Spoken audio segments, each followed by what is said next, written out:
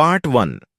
महाकुंभ का ऐतिहासिक महत्व और शुरुआत। महाकुंभ मेला भारत में होने वाला एक अत्यंत पवित्र और विशाल धार्मिक मेला है, जो प्रत्येक 12 साल में एक बार आयोजित होता है। यह मेला विशेष रूप से हिंदू धर्म के अनुयायियों के लिए अत्यधिक महत्व रखता है और इसे संसार के सबसे बड़े धार्मिक आयोजनों में गिना जाता है।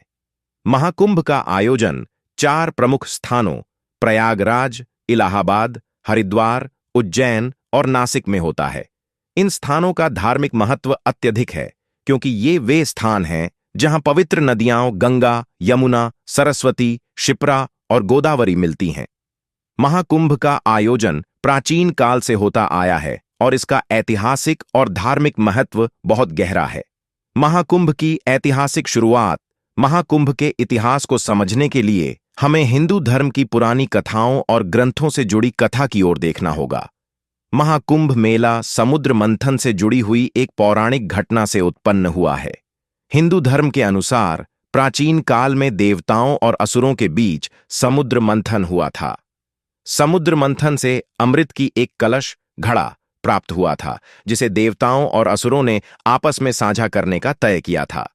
इस दौरान एक घटना घटी कि अमृत के घड़े को लेकर देवताओं और असुरों के बीच युद्ध छिड़ गया।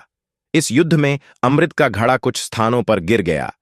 यह माना जाता है कि अमृत की कुछ बूंदें पृथ्वी पर गिरीं और इन स्थानों को कुंभ स्थल के रूप में सम्मानित किया गया।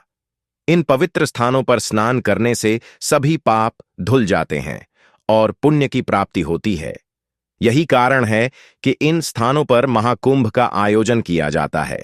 कुंभ मेला की शुरुआत इसी पौराणिक घटना से हुई और इसे एक धार्मिक अनुष्ठान के रूप में मनाया जाने लगा। हर 12 साल में एक बार यह मेला इन पवित्र स्थलों पर आयोजित किया जाता है।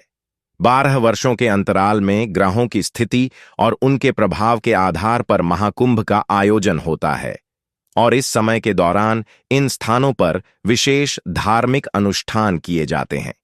कृपया हमारे चैनल को लाइक और सब्सक्राइब करें।